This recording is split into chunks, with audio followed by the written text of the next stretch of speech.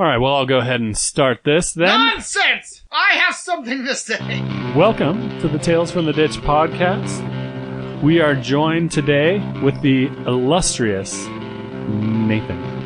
You have no proof. No one will believe you. Multiple PhDs. What's your title at church? McGillicuddy?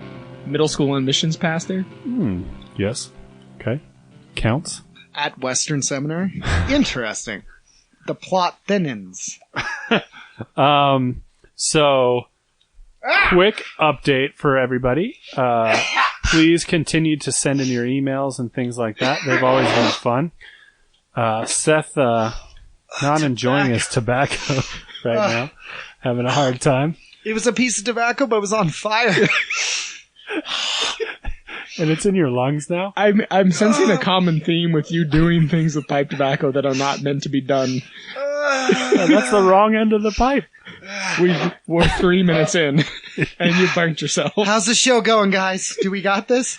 Did we keep our endorsements? We're good. Oh, yeah. There's a new Samson movie. Good news, though. No actors are Middle Eastern. Yeah. Because why would you want that when they're fighting the Philistines? Sorry, Oh, I'm good Lord. spiking. You know when the production company has family features in the title that they're going to make a great movie about Samson. Yeah. It was like all English, German, and Irish guys. Because that's what I think of when I think of old Middle East. Ireland. I lost all hope when the rated PG ad came up. I was like, oh no. Yeah, because Samson is so family friendly. Oh no, more censored than the Bible again. What do you think about the movie Paul? Do you think that'll be any good? Have you seen Paul that with trailer? Jim Caviezel as Paul? Yeah. What do you think? I have learned to have very low expectations. Yeah. Just like every time somebody's like, hey, have you seen blank new Christian movie? This is one of the good ones. Wait, is Mel Gibson doing Paul? No. That would be pretty cool.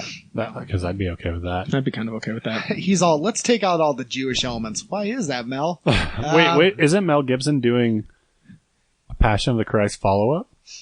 I heard. What maybe? would that be? The return of Christ. That's the second coming? I love Passion of the Christ, part 2. Little housekeeping thing. So This is not affiliated with our church. in the last episode, we had gotten an email saying that somebody named Britt wanted to support us, and we appreciate. Was that the fake email address, dude? That's NSA. Yeah, Is that it was, like it was the a fake British email Crown? address.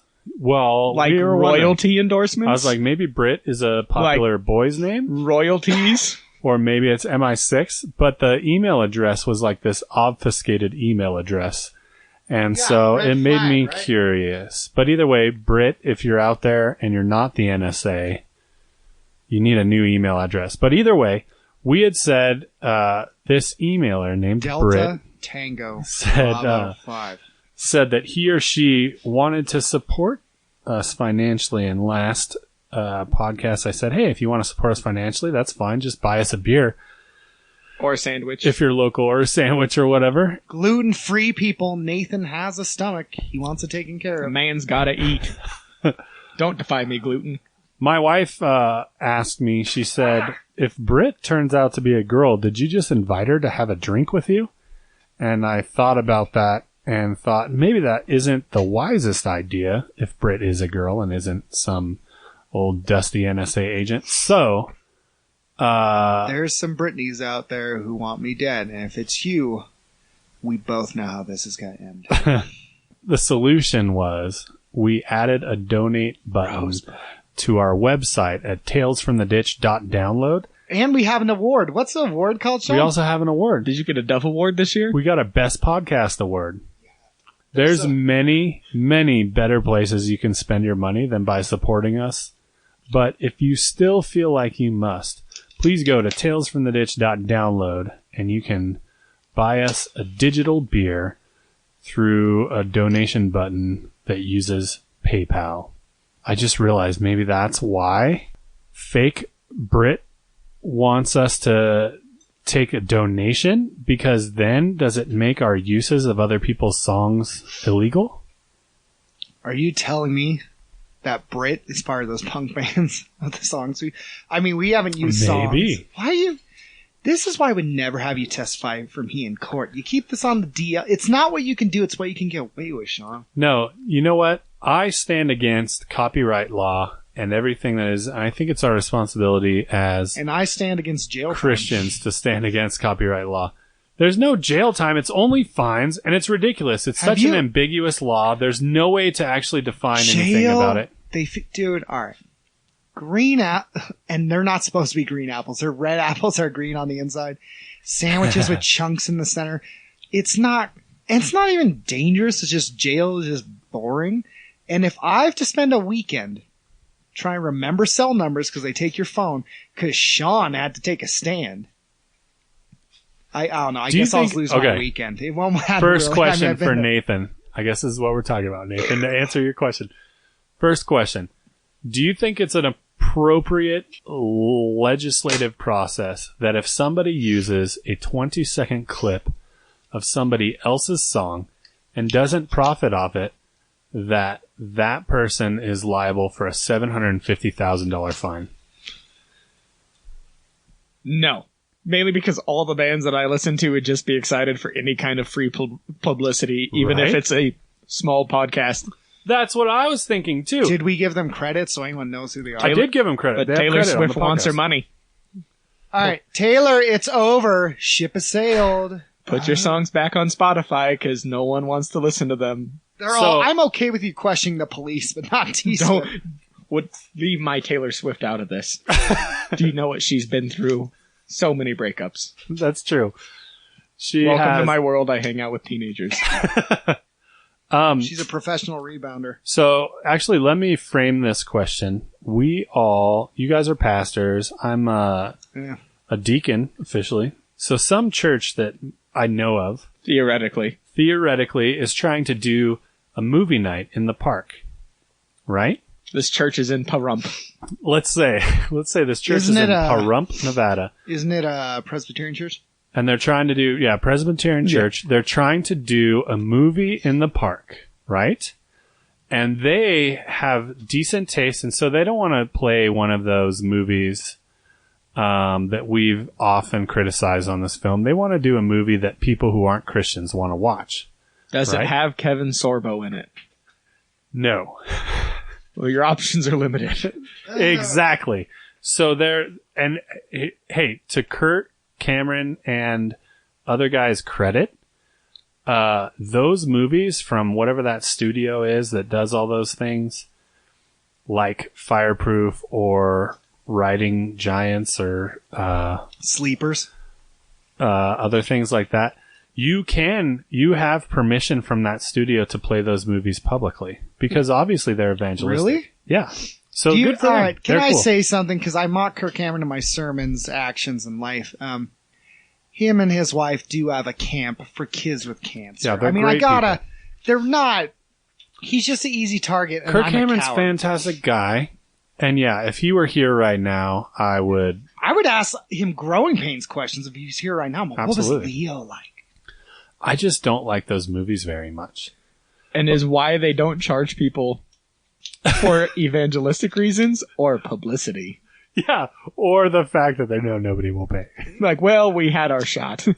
We made all we're gonna make. Let's be honest. Now, if you wanted to play a movie that was something that a church wouldn't get into hot water for playing, but also something that people in a neighborhood, contextually in a neighborhood, would like to watch. Like Heavyweights? Tombstone. Heavyweights. Great example. Right. If you wanted to watch Heavyweights in the park with a screen and a projector and a DVD that you bought yourself. As long as there's food and pizzas.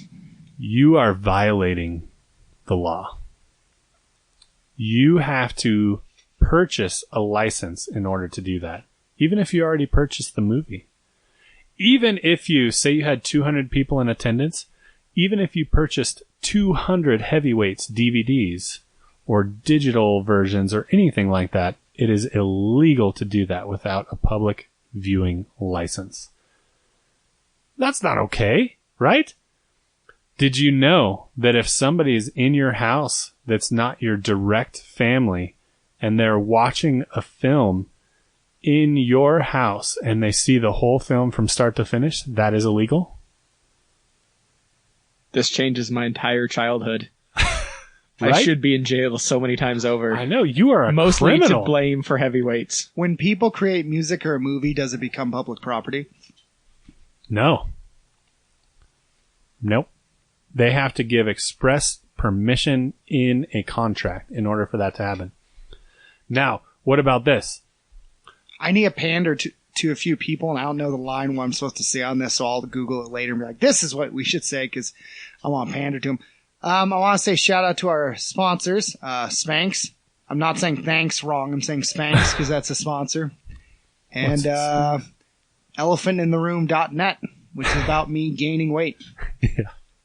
The story is interesting so Will far. my wife bring it Captivating. up? You don't know. Spanx are almost as cool as hander pants. If you have not seen hander pants, you should look up What hander are they pants. called? Hander pants. Those are gloves. They are underwear gloves. They are. They're like a hand shot. Let me see. Hold on. It's like undies for your hands. Oh. Wait, if those are undies for your hands, which part's the crotch? Oh, glory. The third finger, ring finger. No, we're not doing this. This is my livelihood. No, it's not. By the way, all right, I don't get paid by church or his podcast.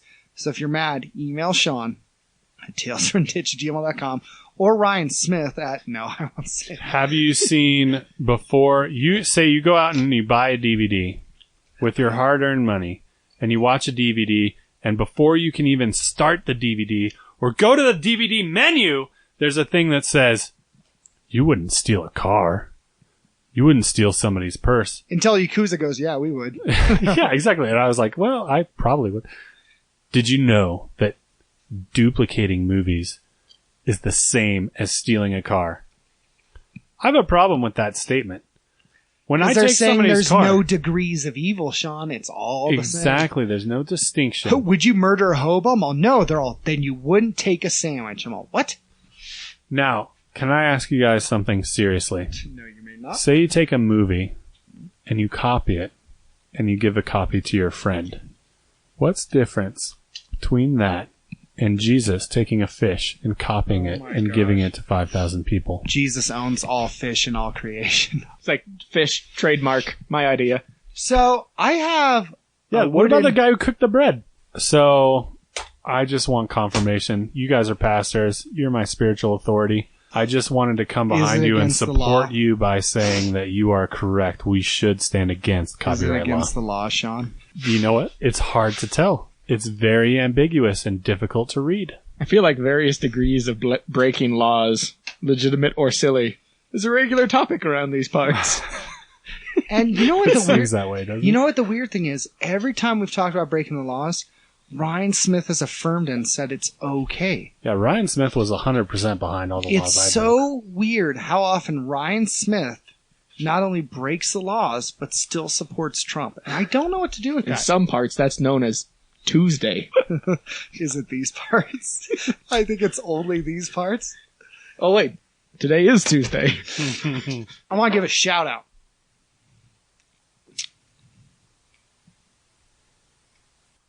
Didn't say I was going to do it. Oh, no, Just wait. that you want No, to. listeners, we got Just thought about it. Bridget Anderson, Evan Butler, whoever's doing the other 2,000 downloads, because that's the only two people I know who listen to our podcast. Ryan Smith, who probably listened to only the only episode he was on. Shay, who didn't want me to say his name. Not my parents, because they don't support me. Who else listens? John Bunch of people Campbell. like it. I got Does he? John Campbell into this. Does he? John. Hey, John. Actually, We I miss like you. John Campbell. Also, John Lucas. Don't know if you know John Lucas, but Where would also I know named him? John. I do Interesting know. fact. Oh, if you guys, let's get this out. We're trying to get intimate. When I sniffle, don't worry. That's a OCD, trauma-induced nervous tick. It's only because I'm emotionally crippled. It comes out every now and then. And now you feel guilty for any time you've been annoyed. You're terrible people. Are you Can I talking tell about a tale? annoyed or annoyed? Like Noid? Like you're annoyed. Get out of here, Noid. Noid. Why are you over here noiding around? Let's talk. Thank you, about- Remember you guys remember the Noid? Take your noidery somewhere else. Okay, Sean, look. You've always been the mature one who's never blamed me for you running away. What are some topics you want to talk about? I got a tale from the ditch. Is it the one where you ran away and I got blamed by your mom and she called our house and said Seth told my son to run away? Is it that story? We can tell that one. Was that a week ago? Just told it.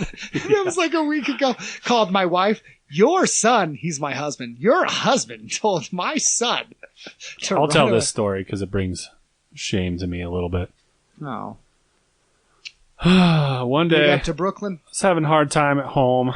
Didn't really like the way things were going. And for some reason, I decided that I was going to go live at the ditch. I didn't need my parents. I didn't need their food, their Were you shelter. gonna run away to the ditch to Yeah. live there? And I how decided old to were you run at the away time? to the ditch. Yeah, how old? I actually don't know. How You old were we? 10. I was Because 10. I remember my mom yelled at me. Did you take toys with you? I took canned food. Forgot a can opener, but I took some canned food. I think I took a couple Nerf guns and possibly a hat and a sleeping bag. That would've been And I remember I went and found a nice hollow in the side of a hill, and then I put my sleeping bag in there, and I think I stayed for 2 days at the ditch in the winter. Did you ever come back to the backyard of your house? Yeah, and then I think after the first day, I slept in my backyard so I could steal food easier. Now, I'm just asking this as not a biased party. How do I say this? Who got blamed? Let me say, who got blamed for you doing this? So I wasn't around when this happened, but I've been told about it many, many times. I was told, Harumph. why don't you tell this part of the story? So my mom gets off the phone and comes in and says, Seth Jacob Wildshoot, which is weird because my name is Daniel. And she says, did you tell Sean Moss to run away because he doesn't need his parents? And I said, I don't know who you're talking about. And she said, because I wasn't good at lying. She's like, your friend Sean. I was like, I don't have a friend Sean. She's like, yes, you do. Sean Moss. I go, oh, well, you didn't tell me that one. She goes, you don't know any others. I was like, yeah, I do. She's like, who? I'm like, well, I don't remember what we were talking about anymore. She says, did you tell Sean Moss? I was like, why would I tell him to run away? I was like, am I responsible for Sean? She's like, okay, I thought so. I just wanted to see, if you'd tell me something. I'm like, yeah. She's like, whatever. And I thought she was going to call your mom back and say it wasn't me. She instead went and argued with my dad and they went to bed. So they never called your mom back, by the way, who was asking for help. Yeah. it was the middle of winter. So I think my mom was not happy that I didn't sleep in the house for one night. But, again, it's about sending a message, and I think the message was sent. So Seth is a bad influence. When I showed up in the house one day and my parents came home from work and saw that I was back in the house, I think I was the victor.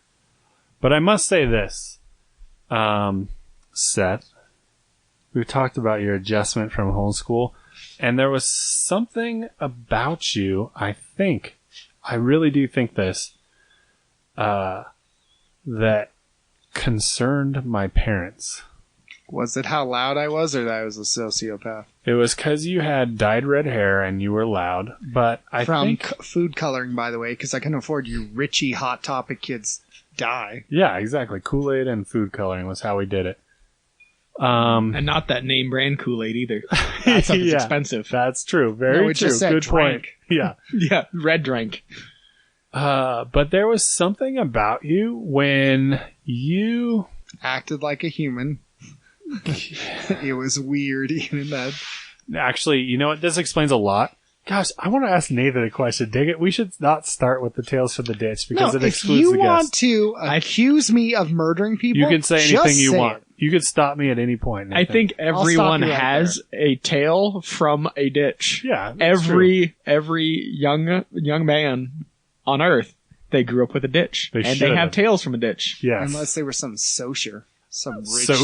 kid. Okay, so I'm just gonna lay this out on the table. You were always more emotional than me, and that's not Go on. that's not necessarily a derogatory thing, but you were passionate about stuff, and for some reason you were passionate about stuff that I don't know why, but my parents didn't like it. You know what I mean? And so you were passionate about us, like when we would wrestle, like you and I would really wrestle. I had wrestled with my friends or fought or whatever with other friends, and it's basically like a sitcom pushing match where you push each other and then one guy gets in a headlock and it goes to the ground and everybody breaks it up. I had never honestly like taken a punch in the face until Seth and I started hanging out. Like an honest to God, straight cold cock punch to the face. Go on.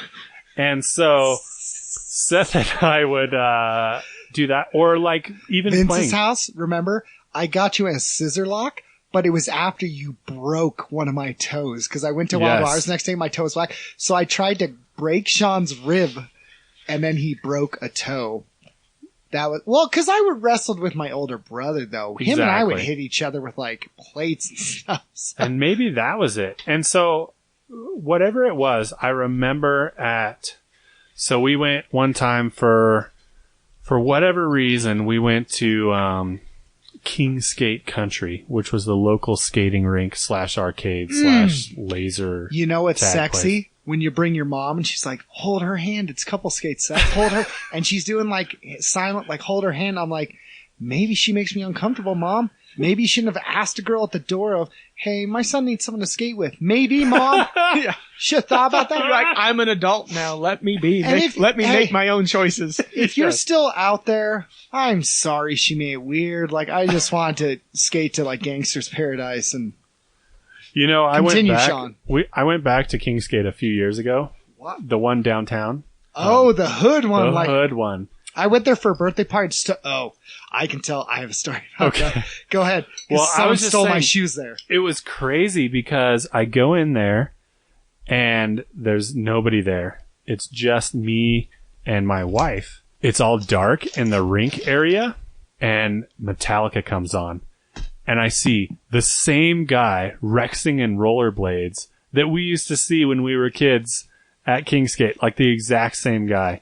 And I was just like, man, this is the coolest pastime ever. And I don't think I have ever up. found any pastime that I love as much as that man loves roller skating. Oh, man, I wish I was passionate about I wish stuff I like could he focus was. on something for that long without getting bored Yes. and moving on to other worthless things. That's 15 years. 15 years Must be of nice to rexing. be that easily entertained. It'd definitely be a lot cheaper. Yes, right? He's got a season pass. Okay, sorry. Anyways, we went to King Skate Country. We were kids. And I remember, Seth, you were obsessed with the Simpsons arcade game. Trying to beat it. Remember? Stupid game. We've all been there. Yeah, I mean, Dude. we've all been there. But And no one Seth- ever beat it. Seth is a special level of obsession. And 0 or 100, baby. That's all. he was like taking money from other people, convincing people to give him money, you know, to get quarters to pump into this thing. I mean, for weeks and months after that, he was like, we got to get back to that Simpsons arcade game. And he was so serious about this Simpsons arcade game. Or Samurai Showdown. That was the other game that you were super crazy about. And for some reason, there was like this emotional impact that they had on you that was special. And for whatever reason, my parents didn't like those things. I don't know why. It's strange, right? Maybe they saw their own darkness in my eyes. Oh, that's good. Isn't that a strength, though? Wait, what? What of my terrible damage? What's the strength? Like having that ability to tap into your emotional side. Like, let me say this. You were talking about maybe it was privately or maybe it was I think it was on this podcast about when Maverick was born. Yeah. And like you experienced that whole thing and you caught Maverick and it was this amazing thing and like you bonded and all of this stuff. And I don't understand that. Like, and I love my son and it was amazing when he was born and everything like that, but I can't tap into that like you can.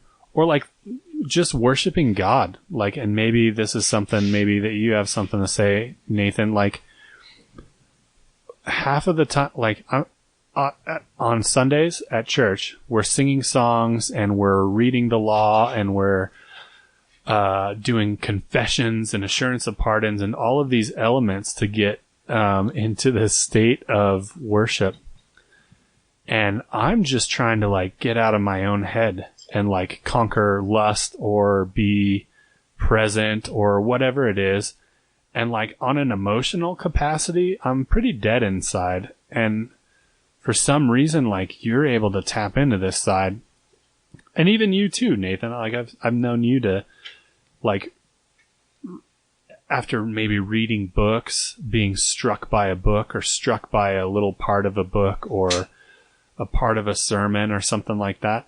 And I feel like I fake it to make it in those areas usually. Is it because you're emotionally dead inside? Well, here's the thing. That's what I'm saying. So you have the strength of being able to be emotional. Here's the thing, though. I want to hear Nathan's opinion on this. I can feel things very deeply, which means when I say I love you to my wife, I really do look at her and there's so much there. But when I'm angry, that means it's at a crazy degree, sometimes unhealthy. When I'm depressed, it means it's at a crazy degree, sometimes unhealthy. And I'm a 0 to 100 personality. So I'm either all in or I'm disengaged. And I think it's with anything. It can be something that's a strength or a weakness. Because I think of the whole, all right, if you even think scripturally, even philosophically, spiritually, Satan is not a creator. He takes things that already exist and corrupts them. Like, rape is not a creation. That's taking sex, you twist it, destroy it. So you can see someone who says, oh, he's really confident. Well, that can become arrogance. You can look at me and say, oh, he feels deeply. That can become these extreme mood swings, mercurial, like Mercutio. That's what his name is based on from Romeo and Juliet. Actually, Mercutio is based on Mercurial. Really? I did not know that. So it's this, all over the place. So I think with anyone, they have strengths and weaknesses. I, for some reason, though, just was born with this thing that whether it's a high or low, I feel it to the farthest degree. Now, that means when I'm depressed, I'm down.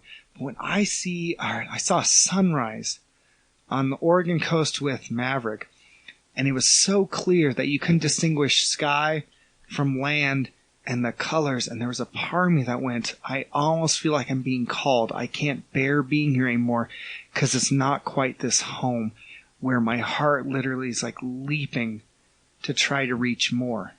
So I have strong moments, so I don't know, it can be a strength, it can be a weakness. I see it more as it's who I am. But everyone has stuff. You have guys who are super smart, and then they think so much they can't land on anything because they see all the equations, they see faults, they see pros, they see cons, and they almost can't come to any conclusion because they're overthinking anything. So anything can be exaggerated, anything can be diminished, anything can be corrupted, except Jesus. So yeah, I know what you mean. Yeah, go ahead. I think authenticity and response is a huge priority for me. It's a huge passion. It's something that I put a lot of value into, and it's always been hard for me because most people that have known me for a long time, most family members of mine will say, oh yeah, Nathan's the passionate, emotional one of the bunch. Right. Especially when you compare with some of the other people in my family that tend to not be very emotionally expressive. I was definitely the emotional kid out of all 5 of us, probably more so than many of my other siblings. But it's usually a process for me. And for me, environments like worship and response, they tend to be very intellectual in how I understand, how I process, but not in the usual sense of where I don't get to an expression. It's just a process for me to filter through as people are able to stand in the front row of a church and raise their hands and worship, and it's 100% authentic. I can look at that and go, that must be nice. If I were to do that right now, it would be completely fabricated. Yes. Because I'm looking at the worships on the screen, the words on the screen saying, do I believe that? Can I honestly sing this and have it be authentic? Is this real? Where am I right now? And it's usually that process. So when I express, it's usually I've thought about it from a ton of different angles because I can obsess about things and try to understand things to the minutia that drives people crazy, understand it from every angle. And then when I have my grips around it, it's like, no, I believe this because I've thought about it, because I understand it. This is genuine. But usually, because culture is so fast paced and we have such short attention spans, people have moved on, so they're over it and they're not really interested for my response. And it's always kind of been a tension that I've had to hold, especially in my role as I model and that in that context worship to a room full of teenagers. When they look at me like, hey, what is your response? Like, this is the most authentic response I could give right now. Yeah. Like, I'm not going to fake it for you because I don't think that's healthy long term. I'm working on it. Yeah. And it's always a process. It's hard to know where that level of you have to fake it till you make it because people are looking at you to see how you respond versus what's authentic. And are your eyes on the room or your eyes on God? Yeah. That is such a great point and a great example of how I feel. Like, I feel the same as you. A lot of people can emote through raising their hands or through singing loud or raising like the punk rock fist in the air or, you know, a lot of people, like when people say a theological truth, people will be like, whoa, or, you know, like, yeah, preach it or something like that. And occasionally that happens to me where I'm like, yeah, that's the truth. And I want everybody to know it in this room or something like that. But during worship, especially during musical worship, I should say, raising my hands has always felt like a learned behavior to me and not like something that I naturally do to exalt somebody. Does that make sense? Absolutely. And I think for a long time, it was always hard for me to begin with, but I have been in some form of pastoral ministry since I was 19. Gosh. And so there's always been that filter of when I'm in an environment for worship, I'm not generally speaking, in most circumstances, am I able to be there and just be a participant? Right. Because I'm thinking about, okay, I have to go on stage in a minute. Is my mic ready? Is it on mute? Do they have me muted on the board so can people hear me sing? So do I need to just mouth the words for a minute so they don't hear my terrible voice haunting them for the rest of their days? Or am I, kid just walked in the back of the room. Has anybody said hi to them yet? Do I need to jump over and say hi? Who doesn't look like they're participating? Who's looking like they have a burden? So there's always been that other people focus to where it drives my poor wife nuts when we're sitting through church because I can't be present because I'm watching everything. I'm watching the moving parts. I'm seeing if things are going as they should, seeing if what burdens people might be carrying that they're expressing on their face in the moment where they feel vulnerable. And it's like, okay, I need to make sure I find that person after and talk to them because it looks like they're wrestling with something. They look angry. They look like they don't want to be here. Right. To where there's always that in my filter. It is so hard for me to shut off that leading with authenticity is a hard target to hit. And to some degree, I envy people that can just walk right to the front, raise their hands, worship, and it is 100% genuine. Yeah. And I have to be mindful of the cynical side of me that's like, oh, they're faking it. Right, right. And I have to be guarded with that because I can be a cynic and look at people and go, okay, yeah, that's real genuine, I'm sure. I am really, it's weird because I thought you were so different than me on an emotional level, but what you're saying is sounding exactly the way I feel. I have such a hard time on Sundays being there, and I'm not even a pastor or anything like that.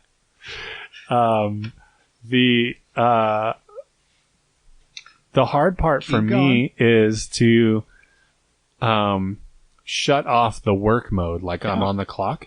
But, another part of it is a lot of people will make me feel like I'm a lesser Christian or like I am worshiping God in less of a capacity because I have an inability to shut off that work mode. So how would you say, Nathan, that you are able to effectively celebrate a Sabbath, a Christian Sabbath, while still being on the clock? so to say. It's a moving target. It really... I have to actually slow down and admit where that target looks like, which is usually a process. And just, I think like most people, I can be lazy with that. I think we are pretty lazy culturally in how we try to understand things and how we try to respond to things. So we just kind of do what we feel like people are expecting of us. So for me, it's a process to go, okay, right now I'm anxious because this hasn't gone well. The soundboard didn't work an hour before everybody got here. So I'm nervous because this isn't working, and this isn't working. So it's a process to go, okay, what's realistic right now? Right. What can I do and what can't I do? And quite often for me, those times of worship probably happen in a unique way from a lot of people where they're coming in the doors, different context. They have no awareness for the 50 things that didn't go right that morning before they got there that I'm noticing that I can't get over. Yeah. So for me, most of the time, the worship on Sabbath looks like how I respond when I get home. When I get home at the end, whether that's, in my case, we have morning services and an evening service. Morning services get home and I just want to crash for a bit. When I get home that night, my response is up to me. And I can look back and reflect and worship for the things that happened that were where it's obvious that God did something, that he moved in people's lives, that I saw life change happen, response happen, saw the character of God displayed, and I can make a personal choice sitting on the back deck of my house, sitting in my living room, sitting in my office at home. That for me is one of the more worshipful spaces, but the burden it places on that is not an environment or experience that anyone is creating for me. Right. It puts the burden on my own laziness and my own, like, okay, this is going to be worth it, even if it's not convenient, even if I'm just want to distract myself, or just I'm tired and want to check out. So quite often more of those moments happen for me at the end of the day. Everything's wrapped up, and then I can actually reflect and say, okay, God, you're worthy of my worship because this happened. I saw you do this. I saw your character displayed here through this person. And it puts the burden on me, which is, it sucks because I can't blame anybody. Yeah. I can't say, oh, well, they sang that song. The music was terrible. The music was too loud. Yeah. Why did they sing that one song? I hate that song every time. I think that's actually very practical advice for the people who are maybe like me, I guess, and you, who are in the closet about it and afraid to like share that they're afraid there's something wrong with them because they don't feel like lifting hands or something like that isn't an appropriate response for them. Now, I must say that some of that has to be cultural, though, right? Oh, absolutely. Like us white folks aren't very good at raising our hands and emoting physically. And so I guess I might be wrong, but maybe there's strength in pushing yourself outside of your comfort zone in that area a little bit. And sometimes God, a really amazing thing that Kyle Bateson said, and I don't know if he stole this from somebody else or not, but I'm accrediting it to him, is like, sometimes, like, most of the time, like, your hands follow your heart.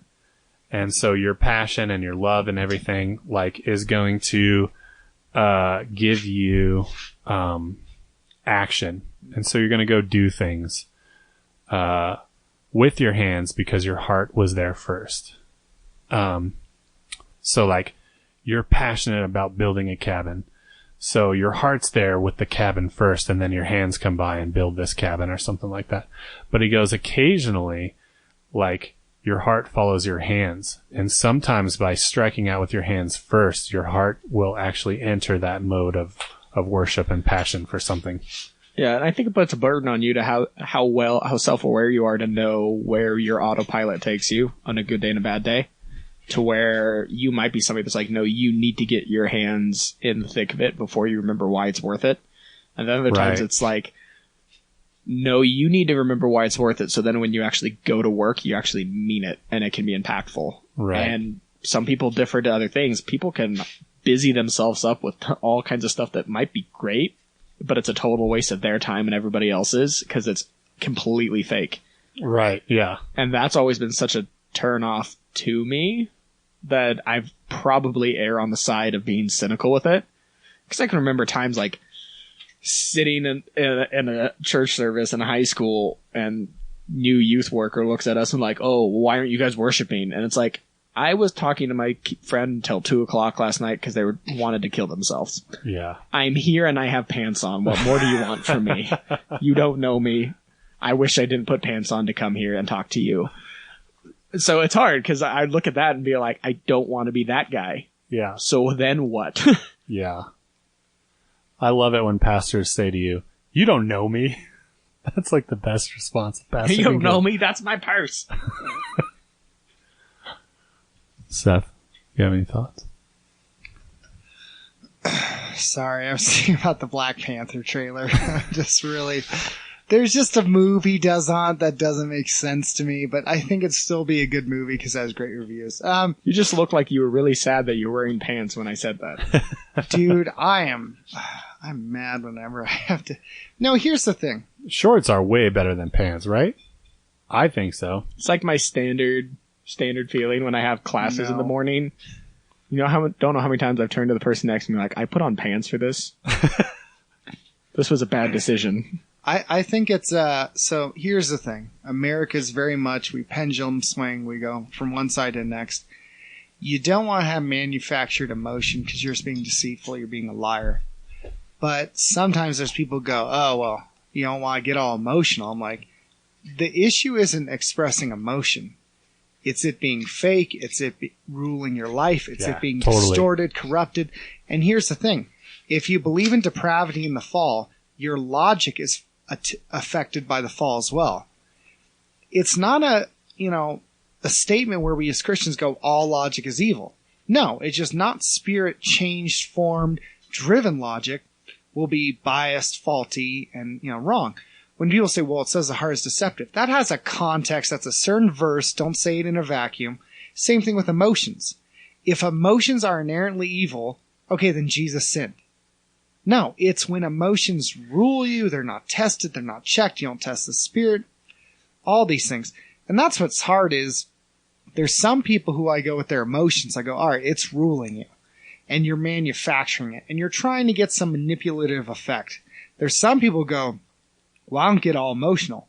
Okay, you've shut off yourself from some of your imago Dei, from some of your humanity, because we do express emotion.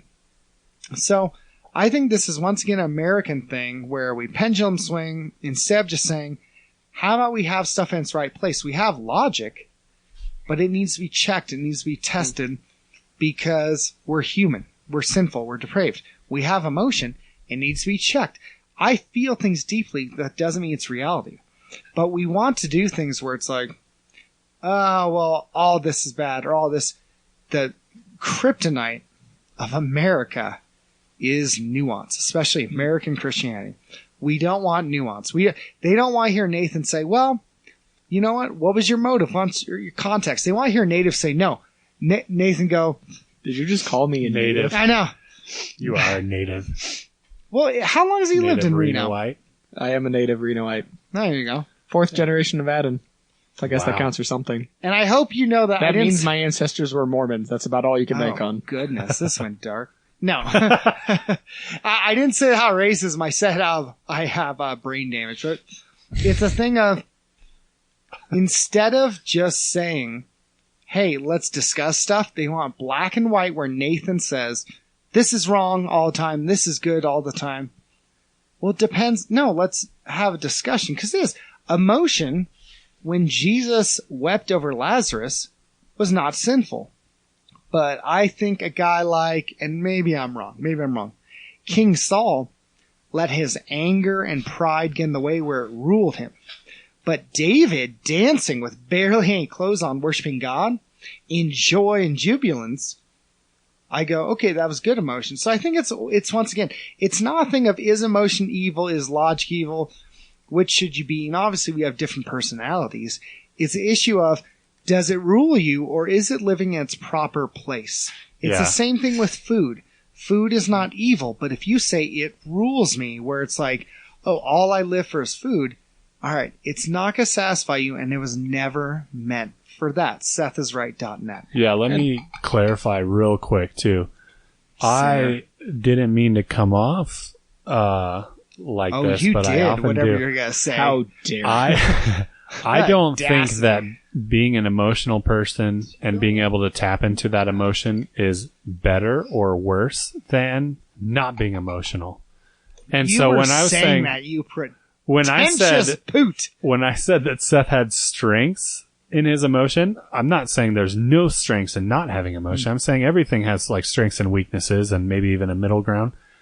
But to clarify further, now both of my parents are so thankful for Seth and thankful that Seth was a part of my life and came into my life. And Seth was Did they really responsible. say this? No, to they you? both did. Really? You and Jeb. They were. I think you got a duck in here.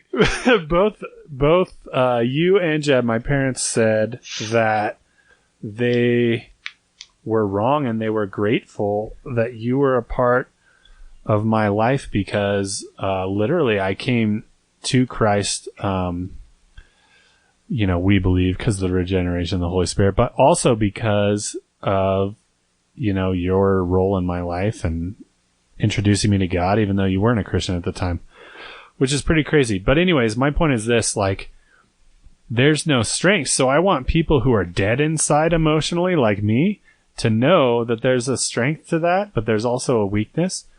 People who can tap into emotion like Seth, there's also a huge strength and weakness to that too. But I think that sometimes, maybe like you're saying, Seth, the dialogue is that one is bad and one is good. And that's not isn't. true. That's not. Yeah. And I think one thing that I've always felt slightly alienated about when it comes to this is, generally speaking, in most church contexts, I'm in a little bit of a minority because not many people came from an alternative subculture like I did. Right. And all three of us can relate on this. Yes. In that there's just kind of a general angst. I know that for me, there's just kind of a general angst and anger that comes with looking at problems. That's kind of the first emotion. Some people probably have a hard time saying that anger is an emotion. That comes with looking at something and saying there's a problem here. Wanting to overthrow something. Yes. Wanting to now see we're some talking. kind of Nathan comes out. some kind of something and say there is a problem with this that should not be. Yes. And I think that's partially why it's a little bit of a process for me, because when I look at somebody that can be instantly joyful and authentic, it's like, okay, that must be nice. I might be angry, and it might take me a while to understand why, because anger tends to be kind of a secondary emotion where it's like, okay, I'm angry. The check engine light went off. Why am I angry? What's under that? Am I angry because I'm feeling convicted? Am I angry because I'm feeling convicted by sin? Okay, what sin? Okay, and it's the process to get there. Or is that anger like, no, I'm angry because God is doing something and people don't see it. I'm angry because somebody got in the way of what God is doing in somebody's life, in a situation. I'm angry because people don't care for something like the way that I do. Whatever it might be, that's a process. But I can look at things and say, that shouldn't be this way. I need to destroy it. It needs to be overthrown. Yes, totally. And it's a hard process. Man, because yeah. a lot of my friendships growing up were split down the middle. They were friends like Seth. And Thank then you they for were praying for me, by the way. Don't know if I've said that, but once thanks, or twice. guys. And then I had friends that were not in a derogatory way, but there were suburbanite preppy kids. Yeah. And they were like, what do you mean life isn't all smiles and rainbows and butterflies and cruises? I'm like, well, because it's not. Yeah. Why do you know it's not? And I remember this. This was always stood out to me as a very vivid picture. I remember watching The Watchmen at the Riverside Theater downtown. Dude. Half of my friends were friends that I was at a concert with the night before, and the other half were friends I was going to go to church with the next morning. And all the friends I was going to go to church with the next morning were like, I don't like this movie. It's too dark. Yeah. It's depressing. Why are people so terrible? Why did you bring me to this? And the other half were like, this movie's amazing. This has so much to say about humans. Yeah. We're all terrible, but I feel guilty and I'm inspired to change. It's like, okay, this is my friendships. No wonder I feel like Jekyll and Hyde. Like, yeah, I understand this. Yeah. I actually, Shaq was right. I remember watching Watchmen in theaters, probably at Riverside, and going surfing the next day and feeling completely inadequate as a man. Surfing in the cold waters of Santa Cruz. And that big blue member was in the movie like 3 times. Well, The member of the Watchmen?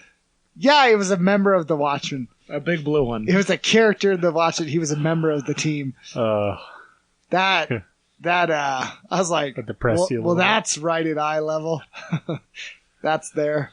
So I'm not on staff. I'm not paid. Do you remember Return of the Sith? I just want to throw us out there because this is the whole emotional thing. As much as Hayden Christensen clearly doesn't love the gospel, I left that going, the bad guys have lost. I mean, have won. The good guys have lost. That's how life is. And you know what the funny thing was? It wasn't just anger. It was more affirmation of like, and that's life. Because I wasn't a Christian at the time. It was, and that's reality, that sometimes you try and the empire still wins. And it was funny. I was hanging out with all my friends. I wasn't a Christian at the time. They're all, what's wrong? I'm all, it's just life, man. That's how it is. What are we even doing? What's the point? And it was all because I knew that he was supposed to restore balance to the Force, not leave it in darkness. Yeah. He was his brother. He loved him. And Watchmen, I laughed and went, yeah, it's all like, I agreed with the comedian. It's all one big joke. And then Rorschach, I was like, yeah, never compromise. Not even in the face of Armageddon. Do you want to hear something messed up talking about Hayden Christensen? This has all been messed up the past hour, Sean. Sorry, guys. That's all I have in my mind. I heard that Jake Lloyd, the little kid from The Phantom Menace. Want to have an acting career? Yes. Should have done Jingle All the Way too. He was really young at the time, and everybody disliked The Phantom Menace so much that they destroyed his character, you know, the way the internet does. And Back with the dial-up. and he literally ended up having psychological problems I've heard and that was before, too. committed. That's so screwed up. And he wasn't even Jar Jar Binks. I know, it wasn't his fault. Imagine Jar Jar Binks. What happened to that guy? Yeah. Who was the voice of Jar Jar He Binks? probably worked at Walmart ever since. Nicolas Cage. He's all, I It's can Jared find a Leto. part in this He movie. was trying to get that Oscar. All right. What's this kid's name? Jake Lloyd. It's probably like Hank Azaria. Okay. He's done the voice of It everybody. probably was. All right. This is He was inspired me. Stanley Tucci as the voice chick. All right, here's the thing. Dan- Tucci Gang, Is Tucci this, Gang. Danny DeVito. Is this confirmed that he went? No, it was confirmed. Yeah. Because I talked. All right, you want to know a spoiler? Here's a shocker. I talked to Jake Lloyd yesterday, Sean. He said not only is this not true, but that he never had this discussion with you, and that he went on to be in Avatar. That's right, the greatest movie. Wait, is that true? Oh, I don't know. I haven't researched this. Greg? No, Jake Lloyd's not in Avatar. Oh, okay. Wait, who would he be in Avatar? Oh, wait, did he have an avatar in Avatar? This changes everything. Was he? I actually don't know. They're making a second one. Here's my theory. They're making like 5. There's gonna be blue people. That's my theory. And guess what? blue- You'll have money. It'll be Blue people tends to be an ongoing topic tonight. Okay, What movies has he been Wikipedia, in? Wikipedia confirmed Filmography. this.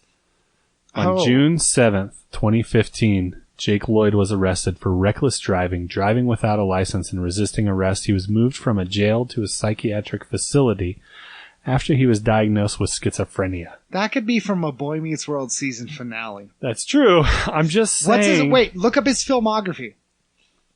Don't worry. Hey, I'm pretty much the only. Dude, if he's I'm an sure that like the Avatar- only 2 things he ever did were Phantom Menace and Jingle All the Way. He was good in Jingle All the Way. He I was, thought. Jingle All the Way is an amazing piece of I felt- Christmas I felt cinema like it was cheer.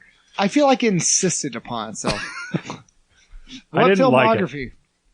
Okay, he is known for Star Wars Episode 1, Jingle All the Way, Star Wars Episode 1 Racer video game, That doesn't count. Unhook the... So pretty much Jingle All the Way and Stars. Phantom Menace. Any Yeah. TV? No, he's been in the psychiatric facility since then. Dude, he could on a He was in Real an World. episode of The Pretender. What's The Pretender? It had No that one guy from The knows. Practice. Remember that show, The Practice? I just wanted to see how long I could let that silence sit. Wait, sorry. hold on, wait. Are you saying Oh no, it's not the guy. I'm so sorry. What's The Practice? The guy from the show, The Practice? The lawyer show? I don't know what that is. who's Dude, it was a good show. I was the main guy? You forget, Sean, we were homeschooled. We weren't allowed to consume media.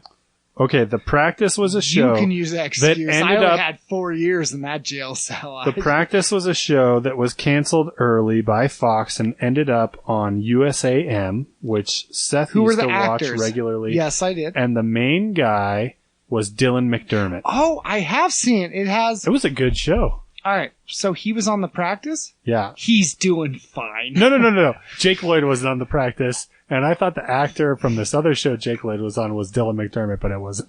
Sorry. Jake Lloyd straight up told me, he goes, Sean, Jake Lloyd, let me ask you this, Sean. Did they put a gun to his head to be in this movie? I mean that. Did they kidnap him? I think it might happen. There are don't know, so man. many terrible jokes that are coming to my midichlorians are mind, strong and I'm with it. having to try so hard to behave myself. I don't have to preach this Sunday, so I'm just kind of letting loose, because guess what? That's on you guys. Liturgy doesn't have old Seth to kick around this time. I say just say it, and we'll tell you, we'll edit it out, and then we'll put it at the beginning of the show. Sean said a bad word one episode, and I just walked out and came back in and affirmed him. Because that's the type of enabling person I am. I want to talk about haircuts. Sean, why do you have hair? Because Nathan and I don't. Must be nice. Not native, Nathan and I. First of all, Unique New York. I Unique New York. have hair for this reason. When you shave my head, first of all, you can't shave You my had head. a skull hawk. Because, yeah, it's like, He's Yeah. nice. How does it feel being the one of the three people in this room who's not been mistaken to be a racist? That's feels great. true. feels great. Yeah. You know Worf from Star Trek, the Klingon? Is he a guy with like the wrinkles on his head? Yeah, No, I don't know who that is. that's what my head looks like.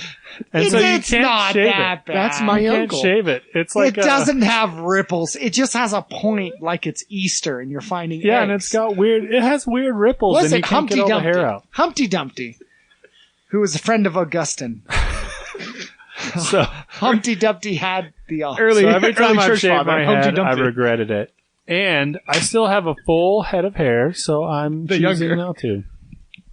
I just like to say, I only shave my head. Humpty the Younger. I missed that, actually. Dang it. I snuck that one in there. kind of snuck that by. Okay. How well, there old you are go. you, Nathan? I'm 28. Because you could look 18 or 35. We don't- Last time I shaved my face as a joke, one of my students told me that I heard a few things. One of them was that I look like I'm either 10 or 100. I couldn't decide. And also that I heard one of my students yell from across the area, the auditorium was at hand, that I look like Caillou. I will. All right. Or a thumb. Or a If potato. you are I the also got a student- thumb and a potato. Who called Nathan a thumb? Well played. You get an award. Do you want to be a guest on our podcast? I was going to say fight him. Thanks for joining us for this Tales of the Ditch. We'll see you next time. Email us at talesfromtheditch@gmail.com and visit the website at talesfromtheditch.download. Oh, Peace.